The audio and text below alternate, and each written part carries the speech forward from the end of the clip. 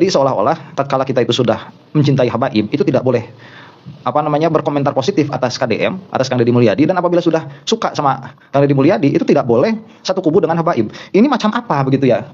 Ini bukan klub sepak bola begitu. Nah, ini saya rasa dan saya lihat ini adalah korban dari fitnah-fitnah yang ada. Orang sudah tidak memakai ilmu di dalam menghukumi suatu perkara begitu. Yang pada akhirnya Bapak Aing itu akan menjadi terus Bapak Aing begitu. Siapapun yang melawan Bapak Aing akan saya hajar begitu. Dan yang suka habaib selamanya akan nggak suka sama KDM. Ini kekonyolan ya di dalam berpikir, dan ini kekonyolan di dalam menyikapi dinamika kehidupan. Karena yang namanya kehidupan itu tidak statis, itu tidak stagnan, tetapi dia memiliki dinamika begitu.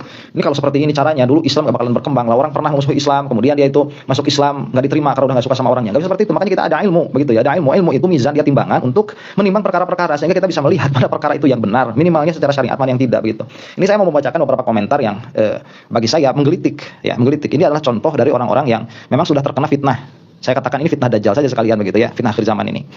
Ini komentar pertama. Kemudian saya tetap percaya di Islam selagi memusuhi Habib. Nah, ini bego begitu ya. Mau jadi muhibbin yang malu-malu ini kayak gini ya. Muhibbin bego nih. Kalau misalkan memusuhi habaib itu menjadikan tidak Islam, ya apa ya? Jadi begini nih, kalau misalkan ada habaib ya ada habaib, dan misalkan dia tidak mengusik keadaannya sebagai habib, dalam pengertian tidak mengusik bahwa beliau itu adalah keturunannya Rasulullah SAW, tapi atas satu dan lain hal tidak suka kepada habib ini, ya menurut saya nggak ada masalah begitu, karena memang kelakuannya seperti itu. Tapi jangan over, kan, jangan dalam pengertian jangan sampai melampaui batas begitu ya. Kalau mau cinta, mau jadi muhibbin, jadilah muhibbin yang cerdas juga begitu. Jangan jadi muhibbin yang bego kayak gini, tiap-tiap yang memusuhi habib jadi musuh semua. Nggak seperti itu ya, nggak seperti itu pola pikirnya. Yang mengatakan karya musyrik itu bukan ulama tapi penjual agama, enggak ya, itu sudah saya bahas tadi. Kalau misalkan sesuai dengan ilmunya, ya memang ulama begitu. Cuman kadang-kadang kita setuju, kadang-kadang tidak. Demikian. Saya memahami misalkan orang kalau ada yang mengatakan dari ulama ini bukan penjual agama, sayang sama KDM, sayang sama umat, sayang sama rakyat. Misalkan saya memahami nanti kalau misalkan siapa Habib Bahar begitu ya mengatakan demikian dan demikian, saya memahami. Cuma saya tidak sepakat begitu. Dan itu bukan karena menjual agama, bukan, enggak seperti itu juga. Dan jadi semoga saya selalu yang musyrik itu yang percaya dongeng khurafat. Nah, ini juga sama yang anti Habib berarti ya. Jadi kalau mau yang musyrik itu siapa? Yang musyrik itu ya yang percaya dongeng khurafat. Enggak ada seperti ini. Yang diceritakan oleh Habaib itu karomah, bukan khurafat. Ya, dan kenapa sih harus seperti ini orang-orang itu? Nah, dia bukan musyrik tapi dia munafik. Nah, nggak bisa. Coba Rasulullah SAW pernah bilang siapa munafik itu kepada siapa? Nggak pernah. Yang mukmin, zahirnya mukmin itu dikatakan iman. Yang zahirnya kafir itu dikatakan kafir, sudah selesai itu.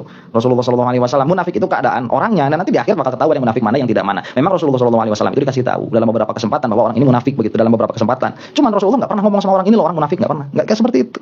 Ya nggak bisa. Kalau misalkan karena memang Kang Deddy itu berubah misalkan ya dalam masa lalu beliau itu begitu, sekarang beliau ini begini, itu bukan munafik, memang dinamikanya saja demikian begitu. Nah, kalau kita misalkan mau menghakimi as a whole secara keseluruhan KDM itu bagaimana, ya silahkan hukumi secara keseluruhan. Kalau saya karena ini bentuknya di dalam video nggak bakalan bisa memahami secara keseluruhan, itu nggak bakalan bisa. Ya kita hukumnya per segmen begitu, satu kejadian.